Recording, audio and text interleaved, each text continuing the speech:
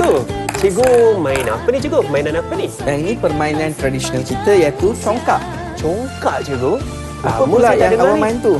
Ni saya rasa saya main mainan di telefon saya lah cikgu. Kita Best letak ni kat cikgu. tepi yang tu. Mari kita main permainan tradisional kita, congkak. Memang menarik.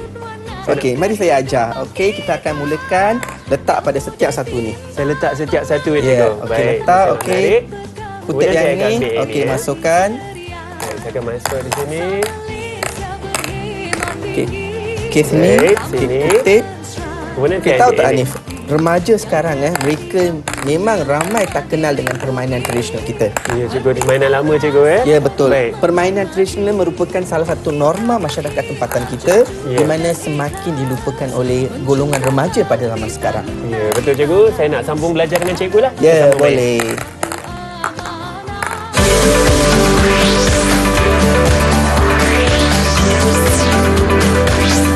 Didik TV KPM. Selamat sejahtera semua. Saya harap semuanya sihat-sihat belaka di rumah ya. Nama saya Hanif Sean dan sekarang anda sedang menonton slot menengah atas di Didik TV KPM. Dan hari ini sebenarnya kita ingin belajar mata pelajaran pendidikan moral. Mesti tanya-tanya, apa kena mengena ya tadi saya bermain congkak dengan mata pelajaran pendidikan moral kita? Tentunya ada seorang guru yang akan mengaitkan topik-topik tersebut. Ya, kalau nak tahu siapakah guru tersebut, jom sama-sama kita menonton profil beliau.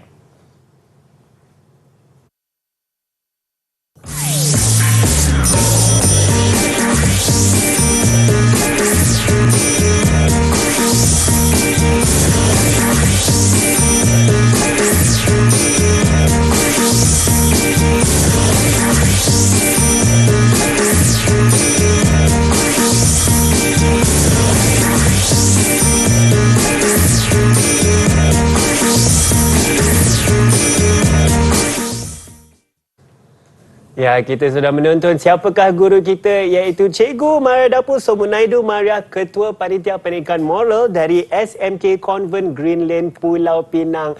Hai Cikgu, selamat datang Cikgu. Hai Hanif. Cikgu, apa khabar hari ini? Ya, khabar baik. Cikgu sehat ya. Saya sangat tertarik sebab Cikgu ada mengajar saya permainan congkak tadi. Dan hari ini Cikgu, dalam mata pelajaran pendidikan moral, Cikgu bagi kita, apakah topik yang sama-sama kita nak belajar ni? Okey. Hari ini kita akan belajar tajuk berkaitan tentang norma masyarakat tempatan. Dan permainan tradisional ini merupakan salah satu norma masyarakat tempatan kita.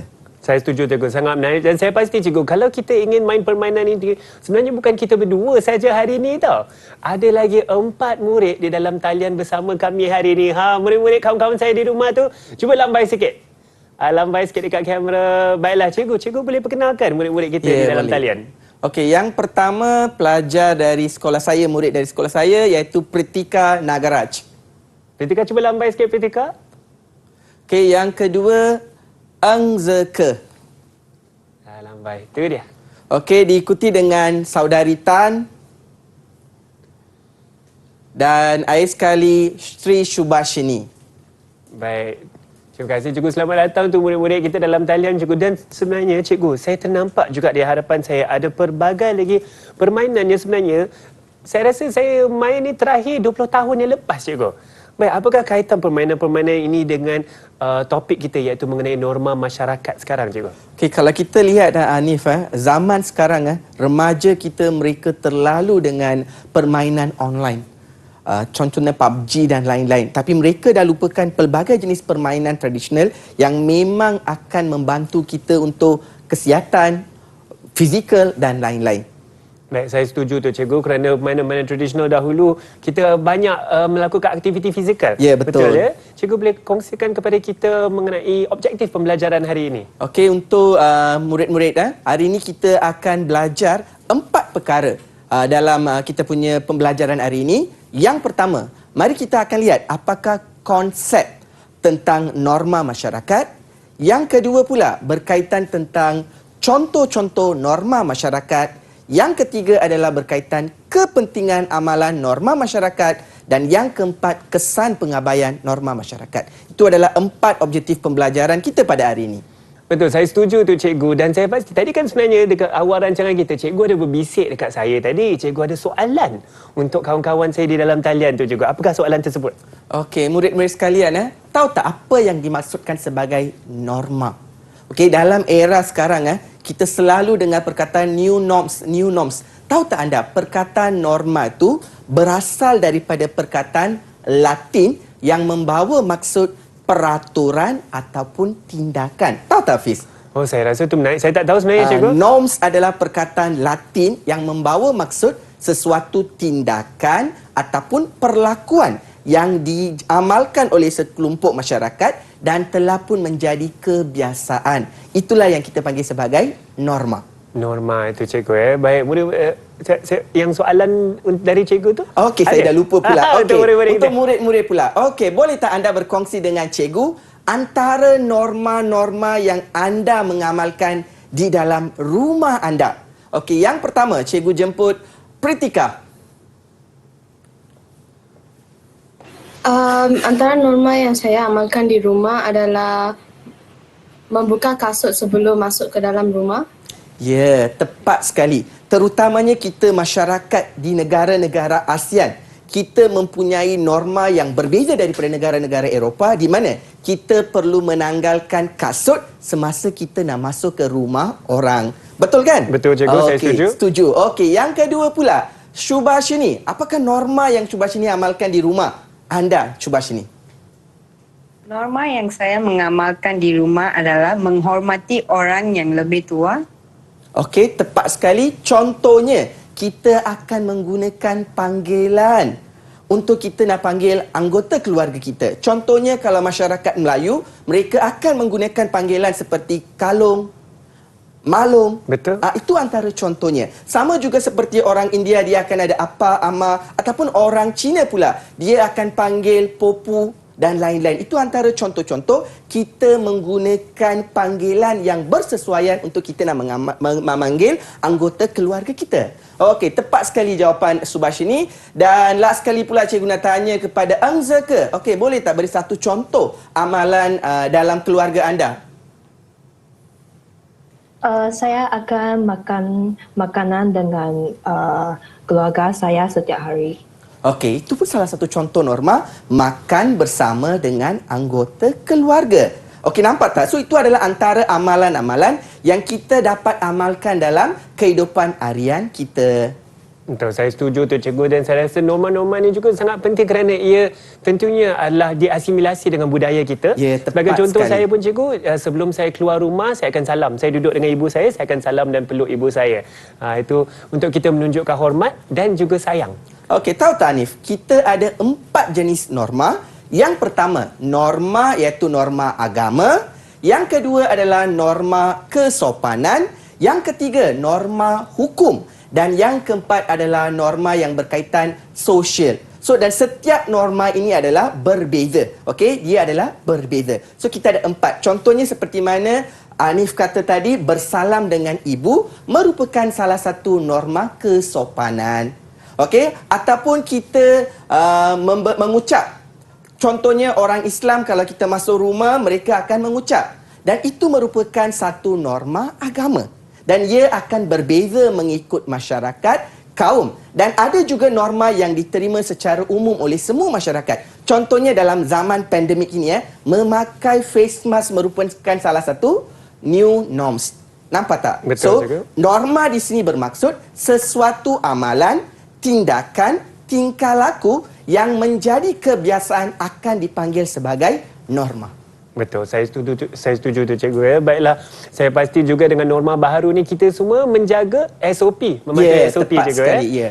Baik, dan cikgu ada lagi ingin dikongsikan? Ya, okey. sekarang? So kita akan lihat secara terperinci apakah yang dimaksudkan sebagai norma. Okey, yang pertama, norma merujuk kepada setiap kaum mempunyai norma tersendiri yang diamalkan dalam kelompok masyarakat mereka. Itu yang pertama.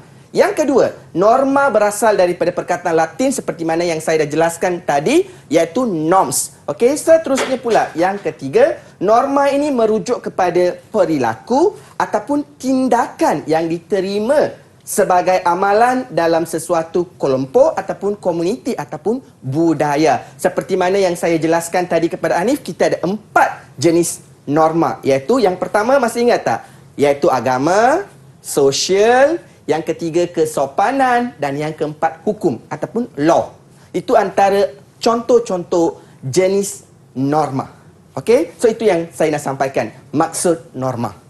Baik, itu sangat penting. Kita harus ingat keempat-empat norma itu, dan juga kita harus mengingati definisi norma itu. Dan sambil-sambil kita ingat itu, kita akan berehat sebentar dan jangan ke mana-mana. Teruskan bersama kami di Didik TV KPM.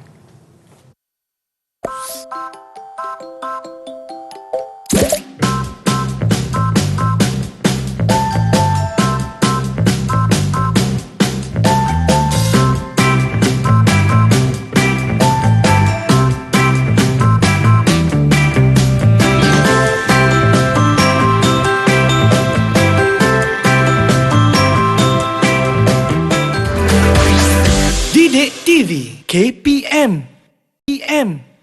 Ibu bapa dan kaum keluarga, saudara terdekat, jiran tetangga, sayang menyayangi, berteguh sapa, ketulusan ikatan sepanjang usia.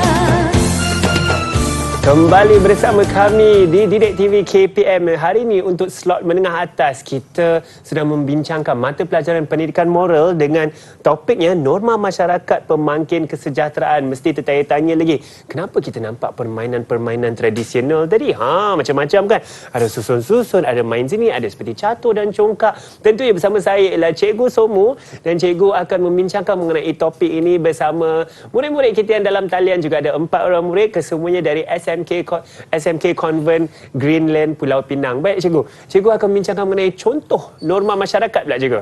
Okey, so silakan Cikgu. Tadi pelajar telah pun berkongsi beberapa contoh amalan norma yang mereka amalkan di rumah. Okey, seterusnya pula contoh daripada saya pula. Okey, yang pertama, menghormati orang yang lebih tua. Contohnya kita akan menggunakan panggilan yang sesuai untuk kita memanggil anggota keluarga.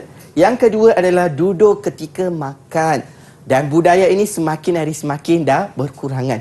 Orang selalu akan drive-thru dan kita makan dalam kereta. So sepatutnya kita kena duduk dan makan, merupakan salah satu norma di mana makan bersama dengan anggota keluarga. Okey, seterusnya pula mengetuk pintu sebelum masuk rumah orang. Yang penting Cikgu. Ya, okey. So yang tu yang ketiga. Seterusnya pula beratur ketika menggunakan pengangkutan awam. Dan norma ini merupakan salah satu norma hukum di mana apabila kita menaiki kenderaan ataupun pengangkutan awam seperti bas ataupun kereta api, kita perlu beratur. Okey, seterusnya pula selain daripada itu, norma yang selalu kita nampak di sekitar kita, membantu kepada jiran kita. Itu merupakan salah satu contoh norma. Selain daripada itu, kita juga boleh berkongsi makanan. Terutamanya kita masyarakat ASEAN, kita mempunyai amalan terutamanya semasa perayaan. Kita akan berkongsi makanan dengan jiran. Nanti lagi pada bulan puasa nanti, jiran-jiran akan berkongsi makanan dengan orang lain. Tak kira kaum dan agama, mereka akan kongsi makanan. Itu merupakan antara contoh amalan yang sangat unik. Norma yang sangat unik yang kita boleh dapat dalam negara kita saja. Saya setuju tu Cikgu, terutama sekali kalau jiran masak sedap. Ya, betul. Boleh bau tu kan Cikgu. Tapi tiba-tiba datang ada makanan. Ya, itulah norma masyarakat negara kita. Memang penduduk negara kita ataupun rakyat Malaysia, memang kita kaya dengan pelbagai norma. Dan kita tak akan jumpa norma ni di luar negara.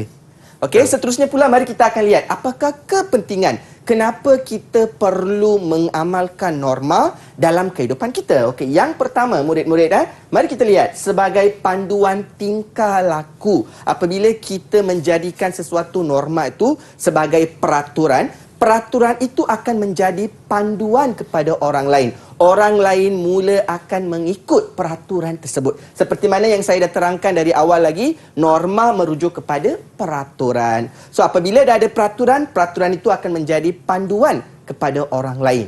Okey? Yang kedua pula, membentuk masyarakat yang teratur. Apabila kita ada peraturan murid-murid, peraturan itu akan membantu kita untuk menjadi masyarakat yang teratur.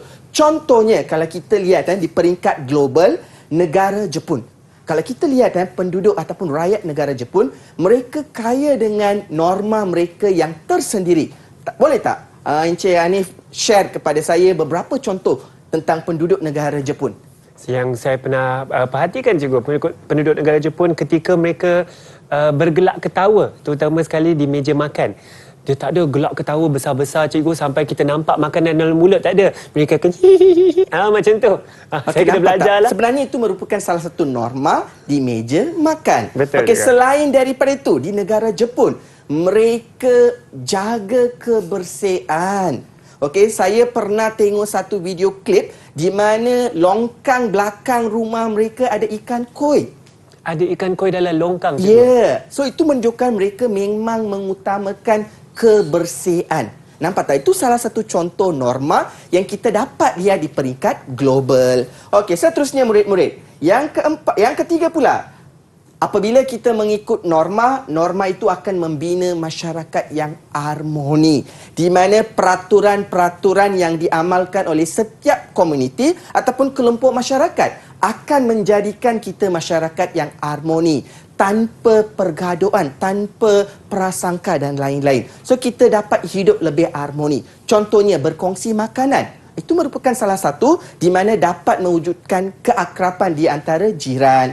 Setuju tak, Hanif? Saya setuju, cikgu. Okey. Bagaimana pula murid-murid? Adakah anda setuju dengan pendapat cikgu? Iaitu dapat mewujudkan membina masyarakat yang harmoni.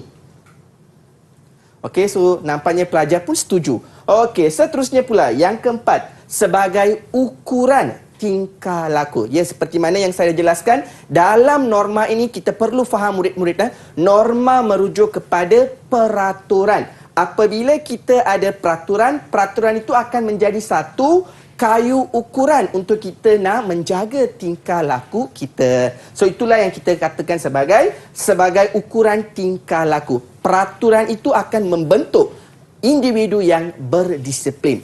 Contohnya, kita perlu mengetuk pintu apabila kita masuk ke rumah orang, meminta kebenaran sebelum kita duduk.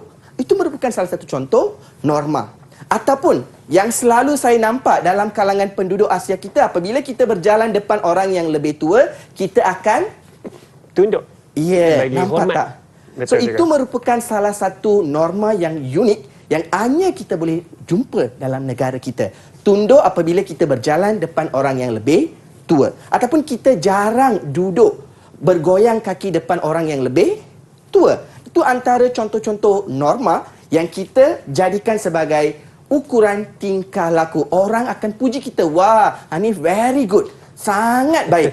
Itu contohnya apabila kita mengamalkan tingkah laku yang baik. Terutamanya di depan orang yang lebih tua. So, itu akan menjadi ukuran tingkah laku kepada kita. Okey, ini adalah 4 kepentingan norma masyarakat. Okey, bagaimana pula murid-murid? Faham tak kepentingan norma masyarakat?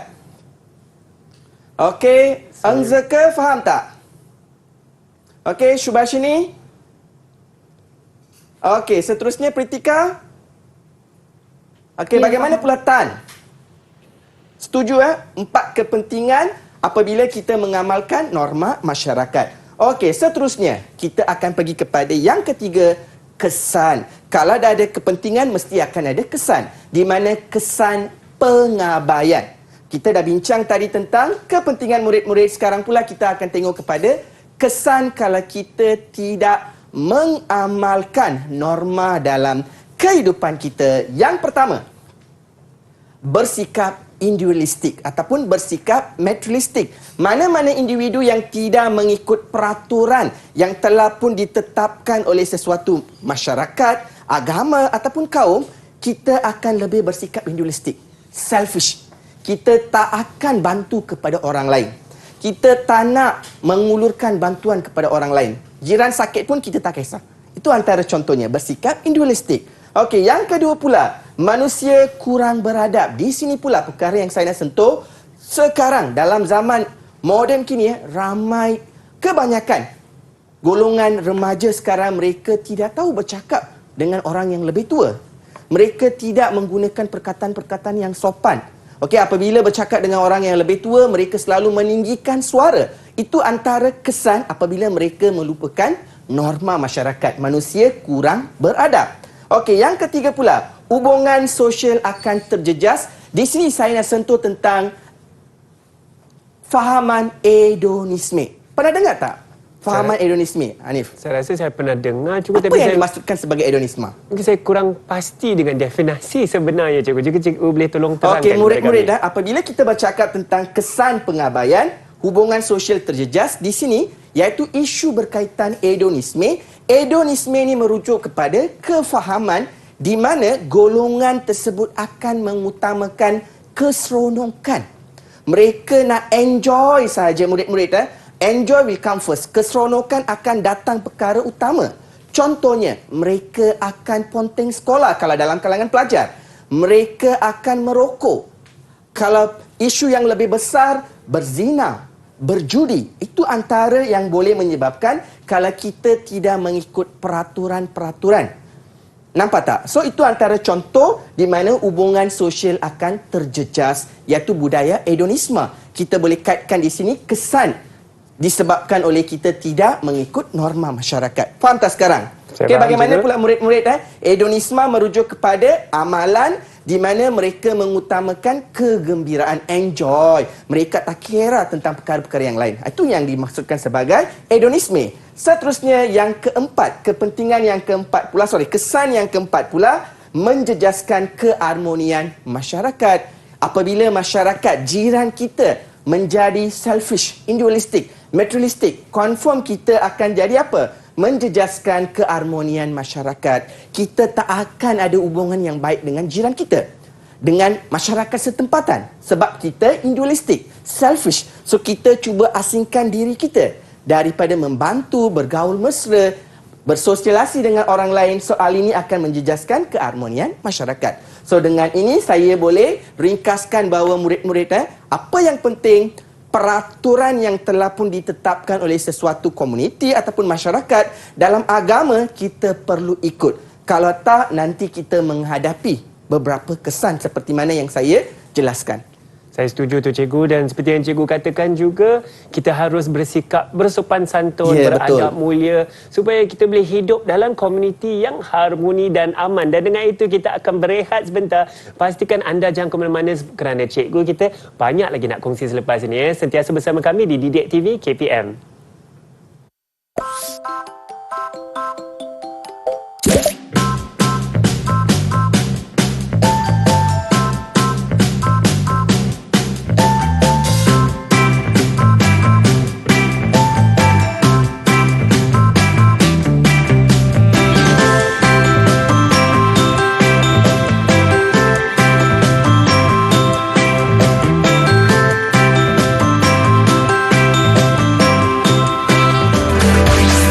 Didik TV KPM.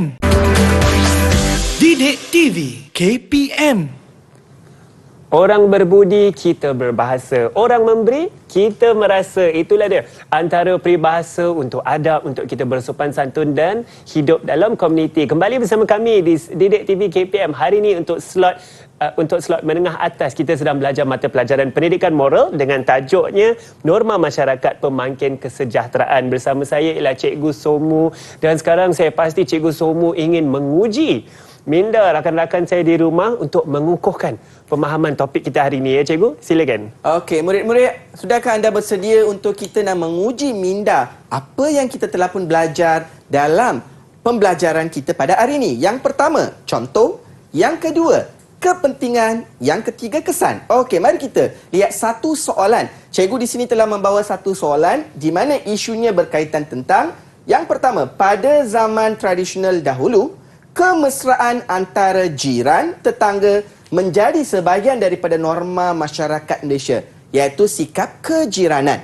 Okey? Seterusnya, namun pada zaman milenium ini, kemesraan dalam kehidupan berjiran tidak sama seperti dahulu, malah semakin pudar. Setuju tak dengan pendapat yang saya bagi ni, Hanif? Saya agak setuju sebenarnya cikgu. Terutama sekali macam saya yang tinggal di rumah yang tinggi seperti apartmen, kadang-kadang saya tak kenal dengan Ya, jiran-jiran betul. saya. Terutamanya orang yang tinggal dekat pangsapuri yang tinggi-tinggi, tak kenal jiran. Betul. Jiran pun tak pernah buka pintu. Okey, mari kita lihat. Okey, soalan yang pertama murid-murid jelaskan faktor perubahan dalam masyarakat di atas. Apakah faktor yang menyebabkan semangat kejiranan ini semakin pudar? Okey, sudahkah anda bersedia? Untuk sesi ini kita akan menggunakan Jamboard. Okey, pelajar murid-murid boleh menjawab jawapan anda dalam Jamboard sekarang. Baik, tulis cepat-cepat. Ya, tapi sebenarnya cikgu saya agak setujulah atas perubahan budaya yang kita ada sekarang. Dulu kita main akrab dengan rakan-rakan di sebelah rumah, dengan satu taman, tetapi sekarang kadang-kadang kita mungkin hanya dijumpa di sekolah. Itu pun kalau kita terjumpa di sana dengan Ya, jiran-jiran betul kita. Hanifah. Dulu kita bertegur sapa dengan jiran. Kita kenal saudara mara jiran, semua kita kenal. Betul. Kalau kita buat majlis di rumah kita, satu taman akan berkumpul. Terutamanya kita nampak norma ini di kawasan kampung ataupun di kawasan estate. Memang orang jiran akan datang membantu kita. Tapi kini dah berubah semua. Betul. Semangat kejiranan itu semakin hari semakin pudar. Betul. Satu kawasan itu adalah seperti satu keluarga ya cikgu. Dan sekarang Ya, kita boleh betul. perhatikan cikgu, kita sudah menerima jawapan daripada murid-murid kita ni. Okey, so mari kita lihat jawapan yang pertama, iaitu faktor perubahan norma dalam masyarakat kita. Yang pertama, Zinke, dia letak sifat perkauman. Ya, betul juga. Jawapan yang pertama, faktor yang pertama adalah sifat perkauman, di mana masih ada segelintir masyarakat kita yang mempunyai sikap perkauman. Mereka tidak mahu bekerjasama ataupun bercakap jiran yang berbeza kaum. Itu perkara yang pertama, faktor yang pertama. Yang kedua, jawapan daripada Tan pula, kecanggihan teknologi. Seperti mana dari awal lagi Hanif bawa telefon bimbit dan dia lebih kepada permainan online, di mana teknologi ini menjadi satu faktor di mana kita punya semangat kejiranan menjadi pudar. Okey, di mana kita sibuk dengan mengejar teknologi. Okey, kita tak ada masa untuk kita nak berjumpa dengan jiran ataupun bercakap dengan jiran. Dulu kalau kita buat sambutan, kita akan memberi ucapan dan lain-lain secara lisan, tapi sekarang semuanya dalam mesej. Nampak tak dia punya kesan? Okey, yang seterusnya pula, pembangunan yang pesat merupakan salah satu faktor, di mana seperti mana yang Hanif kata tadi, duduk dekat rumah yang bertingkat-tingkat, kita tak kenal jiran. Dulu berbeza, kita duduk dekat kawasan kampung, di mana kita kenal, ataupun yang duduk dekat kawasan estate, kita memang kenal jiran kita. Dan yang keempat pula, jawapan daripada Pritika, mereka kekurangan kesedaran tentang semangat kejiranan. Memang kita tak sedar betapa pentingnya jiran. Sebenarnya jiran memainkan peranan penting dalam kehidupan kita. Kalau jadi apa-apa, tak ada orang dekat rumah kita, orang pertama yang kita rujuk adalah siapa? Jiran juga Jiran. tentunya. Sama ada dalam kecemasan ataupun kita buat majlis, orang pertama yang akan datang membantu kita adalah selain daripada saudara mara, jiran. So di sini semangat kejiranan sangat-sangat penting. Dan ini adalah 4 faktor yang menyebabkan semangat kejiranan semakin pudar. Okey, murid-murid tanya kepada keempat murid yang telah pun menjawab soalan yang pertama, faktor perubahan dalam norma masyarakat. Tanya kepada Zengke, Sri Subashini, Pritika and Tan. Okey, tepukan kepada anda. Okey, seterusnya pula, mari kita akan menjawab soalan yang B, ramalkan kesan pengabaian kehidupan berjiran. Okey, yang ini pula cikgu bawa kepada isu kesan pengabaian kehidupan berjiran dalam kehidupan harian. Jawapan anda perlulah berdasarkan nilai-nilai universal yang telah dipelajari. Di sini pula anda perlu kaitkan dengan nilai-nilai universal. Yang pertama, cikgu nak anda senaraikan apakah nilai-nilai universal yang kita boleh kaitkan dengan isu kejiranan. Saya setuju juga. Sambil murid-murid kita menjawab soalan tu cikgu, sebenarnya saya setuju kerana jiran tu kita katakan seperti keluarga cikgu. Ya, betul. Ya? Seperti keluarga. Masih lagi menjawab. Saya ingatkan itu jawapan yang baru cikgu. Baik. Sebenarnya saya ada juga satu kisah cikgu. Ketika saya kecil, ada seorang ahli keluarga yang kurang sihat masa tu dan saya kecil, saya tidak boleh memandu kereta. Maka kita terpaksa meminta tolong jiran sebelah untuk membawa ahli keluarga saya itu ke hospital. Dan seperti yang cikgu katakan, itu pentinglah kerana Ya, pengalaman yang sama Hanifah berlaku kepada saya apabila salah seorang jiran saya, dia sakit, dia nak mengandung. Okay, dia nak beranak, so dia sakit. So tak ada kereta dekat rumah. So last dia call mak saya yang telah panggil ambulans. Nampak tak? Begitu pentingnya semangat kejiranan. Betul. Tapi dalam zaman moden sekarang, semakin hari semakin semangat kejiranan ini pudar. Terutamanya dalam kawasan bandar yang duduk dekat rumah bertingkat-tingkat. Nama saja duduk dekat rumah bertingkat-tingkat, tapi semangat itu dah pudar.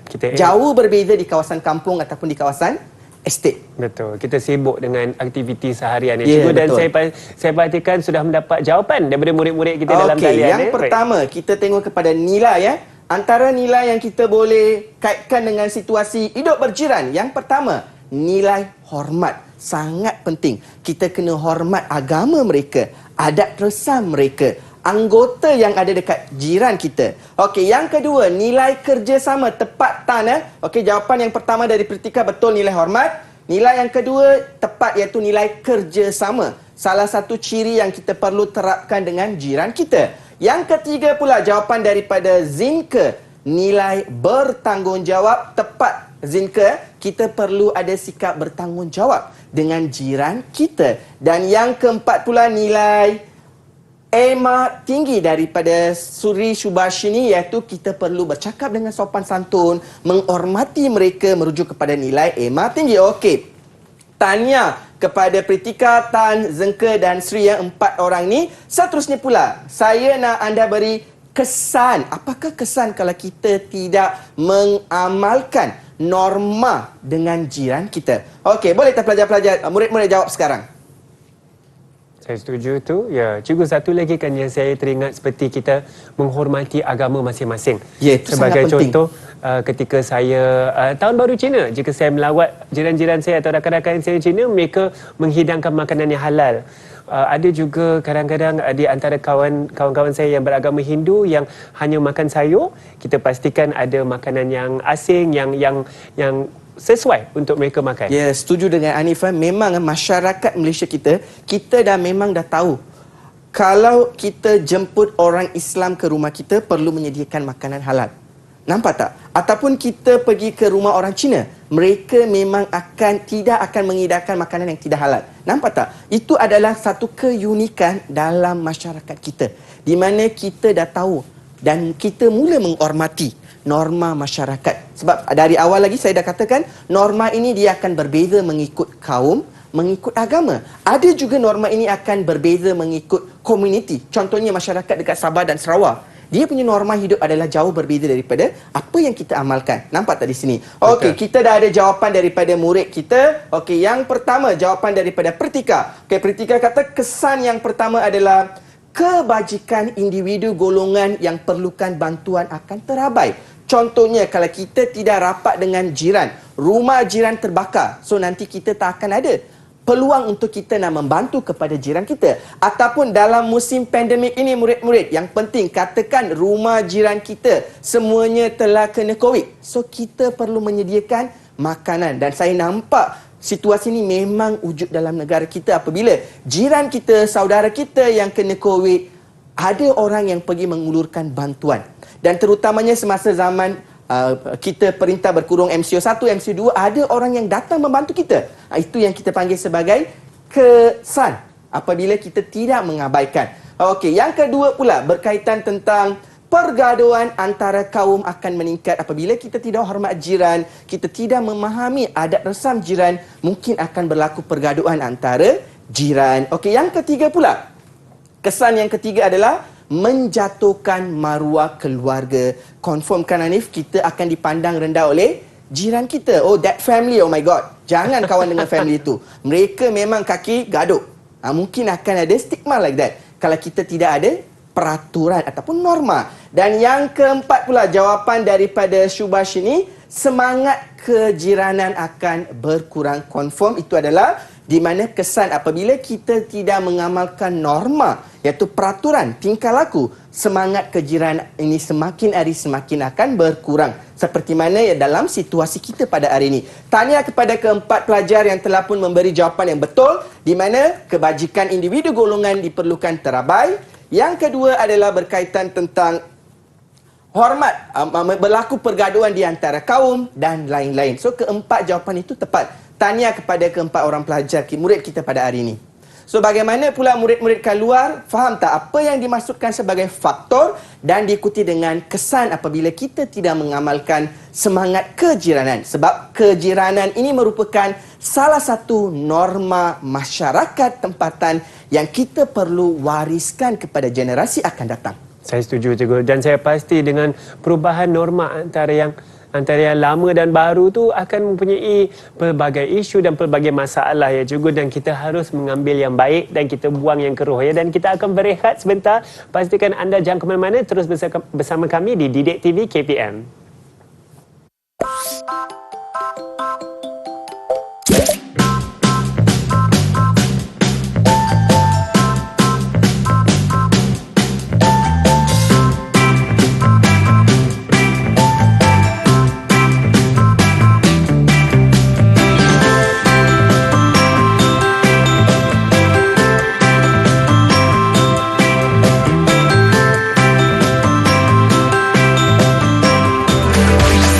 Didik TV KPM. Didik TV KPM. Kembali bersama kami di Didik TV KPM. Hari ini kita sedang belajar slot menengah atas mata pelajaran pendidikan moral dengan topiknya Norma Masyarakat Pemangkin Kesejahteraan. Bersama saya ialah Cikgu Somu dari SMK Convent Green Lane Pulau Pinang ya, bersama 4 murid dalam talian daripada sekolah yang sama Cikgu. Sekarang kita akan mengupas bagaimanakah aplikasi nilai-nilai universal dengan topik yang kita belajar hari ini. Okey, terima kasih Hanifah. Okey, mari kita lihat murid-murid antara nilai yang kita dapat pelajari daripada keseluruhan pelajaran kita pada hari ini. Yang pertama nilai hormat, yang kedua nilai bertanggungjawab, yang ketiga nilai ema tinggi, dan yang keempat adalah nilai harga diri. So 4 nilai ini kita dapat terapkan melalui tajuk kita pada hari ini, di mana contoh diikuti dengan kepentingan dan kesan. Apabila kita menghayati ketiga-tiga ini, kita dapat menerapkan keempat nilai ini dalam diri kita untuk kita nak mengekalkan norma masyarakat yang menjadi tradisi kita sejak zaman dahulu. Okey, seterusnya pula saya akan minta kepada murid-murid saya untuk mengupas apa yang mereka dapat sepanjang pembelajaran kita pada hari ini. Okey, saya nak jemput Pritika. Okey, Pritika, boleh tak buat satu kesimpulan apa yang Pritika dapat dalam pembelajaran kita pada hari ini, Pritika? Okey, kesimpulan yang saya boleh buat adalah masyarakat kini yang berlainan agama ataupun berlainan generasi tidak menjadi sesuatu halangan untuk kita mengamalkan norma masyarakat demi memupuk keinsanan bermoral dalam diri kita semua. Ya, tepat sekali ya. Kita tak ada masalah walaupun kita berbeza agama, kaum, tapi norma itu akan menjadi asas panduan untuk kita menjadi manusia yang berguna, manusia yang berakhlak mulia, insan bermoral. Untuk kita nak menjadi insan moral, norma sangat-sangat penting. Tahniah. Okey, jawapan Pritika betul. Okey, seterusnya pula cikgu nak jemput. Okey, Shubhashini pula. Okey, apa pandangan Shubhashini berkaitan tentang pembelajaran kita pada hari ini, Shubhashini? Melalui perbincangan kita pada hari ini, saya dapat lebih faham tentang kepentingan norma masyarakat dan contoh untuk mengamalkan norma masyarakat. Oleh itu, saya harap setiap individu akan mengamalkan norma masyarakat untuk hidup lebih harmoni. Okey, tepat So kita perlu mengamalkan norma supaya hidup kita menjadi lebih harmoni. Dalam akhir sekali cikgu nak jemput Tan pula. Okey, apa pandangan Tan berkaitan tentang pembelajaran kita pada hari ini, Tan? Saya rasa saya akan mengamalkan norma masyarakat dan memastikan norma masyarakat ini akan diteruskan sepanjang hidup. Okey, Tan, kenapa? Cikgu boleh tahu tak? Kenapa Tan kata Tan nak mengamalkan norma dalam kehidupan Tan? Kerana norma ini akan membolehkan kita melahirkan masyarakat yang lebih beradab dan bersopan.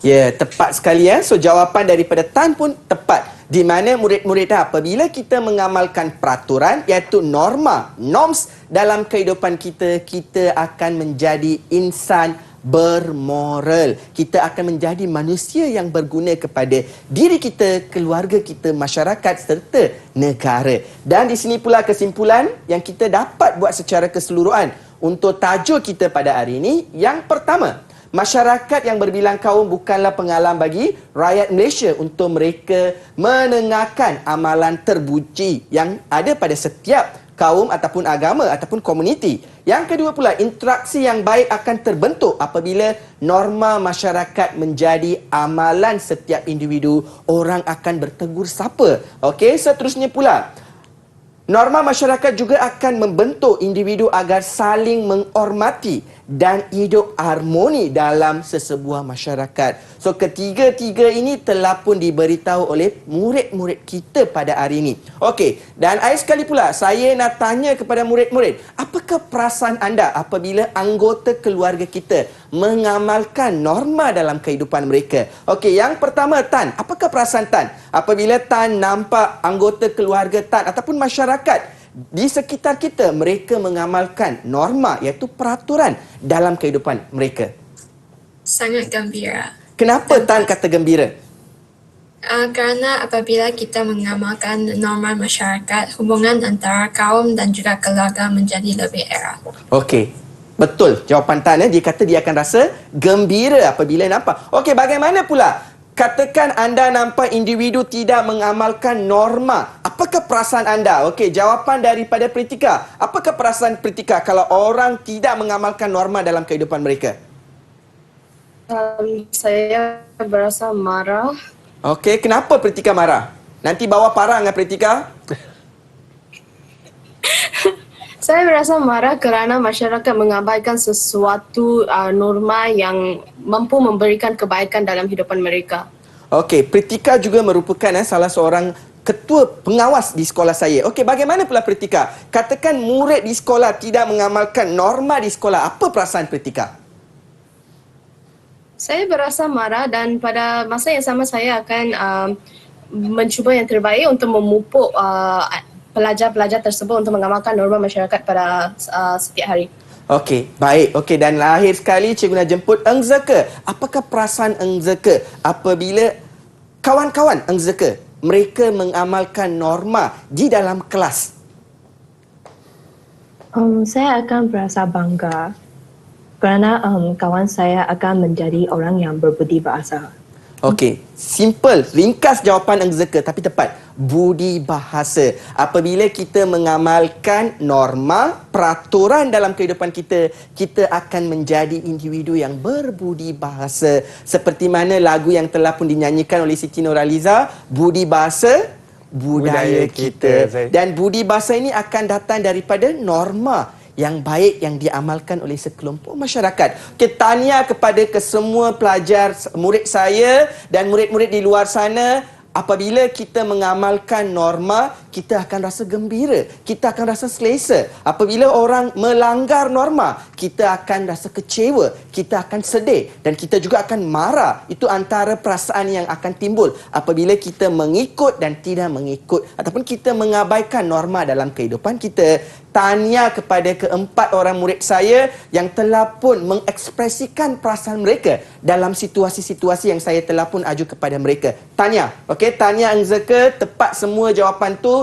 Pritika, tahniah, diikuti dengan Tan also, terbaik jawapan Tan, dan akhir sekali Sri Shubhashini, terbaik jawapan daripada keempat orang pelajar saya. Saya setuju Cikgu. Dan Cikgu, kalau saya boleh tambah sedikit. Ya, boleh. Saya teringat dari saya di zaman sekolah dahulu, antara norma yang saya telah diajar, kadang-kadang jika kita ada guru yang berjalan depan kita, kita tidak meminta selalu. Begitu saja. Itu sebagai tanda hormatlah. Tetapi kalau jika kita ingin cepat juga, mungkin ingin nak cepat ke tandas ke apa, kita akan lalu tapi kita minta maaf dulu. Ya, sebab betul. kita Saya minta setuju selalu, dengan Hanif. Dan salah satu norma di mana merupakan norma di sekolah saya, di Convent Greenland.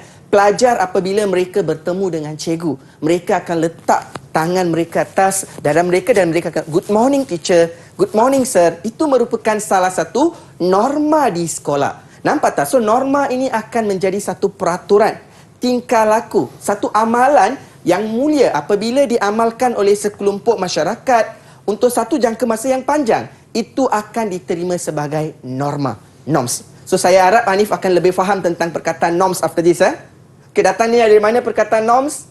Minta maaf cikgu. Perkataan norms tu datang dari mana? Daripada Latin cikgu yang mengatakan tepat peraturan sekali. ya cikgu. Cikgu, apakah pendapat cikgu mengenai cikgu pentaksiran keseluruhan keempat-empat murid kita dalam Okey, talian? pentaksiran keseluruhan keempat-empat murid saya telah pun menguasai tahap penguasaan 1 sampai tahap penguasaan ke-6 di mana mereka berjaya mengekspresikan perasaan mereka, dan itu merupakan tahap penguasaan yang ke-6. Tanya kepada keempat orang murid-murid, dan bagaimana pula murid-murid di rumah. Saya harap, cikgu harap sangat anda telah pun faham dengan betul tajuk berkaitan tentang norma masyarakat. Betul cikgu. Cikgu, jika cikgu boleh berikan rumusan terakhir cikgu. Okey, untuk rumusan topik kita hari terakhir ini. cikgu, sebagai seorang manusia, sebagai seorang insan bermoral, kita perlu mengamalkan norma ataupun peraturan dalam kehidupan kita supaya kita boleh menjadi seorang manusia yang berguna kepada diri kita, kepada keluarga kita, kepada masyarakat, serta boleh meningkatkan imej diri, keluarga, diikuti dengan masyarakat dan imej negara. Itu adalah antara kepentingan norma masyarakat. Dan di sini cikgu nak beritahu kepada murid-murid, kita sebagai generasi yang muda, pastikan kita mengikut norma-norma yang telah pun dibawa oleh ibu bapa kita, nenek moyang kita, agar kita menjadi negara yang maju dan negara yang harmoni. Saya setuju tu cikgu, dan saya pasti rakan-rakan saya di rumah ingin juga melakukan ulang kaji sendiri. Cikgu, jika mereka ingin mengulang kaji dan melakukan lebih latihan, di manakah mereka boleh mendapat bahan-bahan ini? Okey, murid-murid dah, kalau anda memerlukan slide yang cikgu telah gunakan tadi ataupun bahan-bahan berkaitan tentang sesi pembelajaran kita pada hari ini, sila rujuk kepada laman sawang portal Sumberku KPM.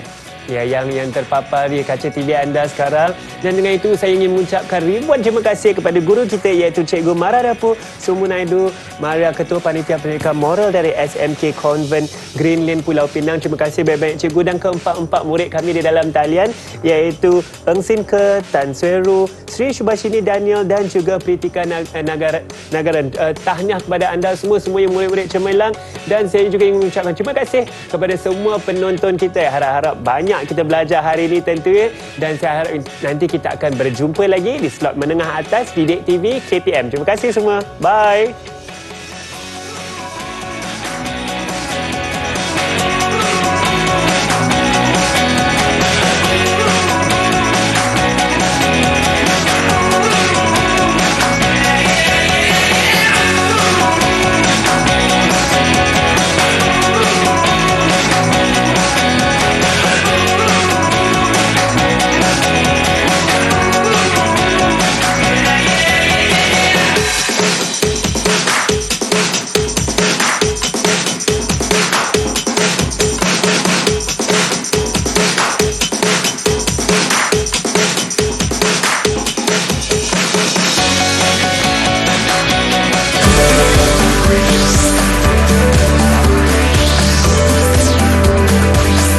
Didik TV KPM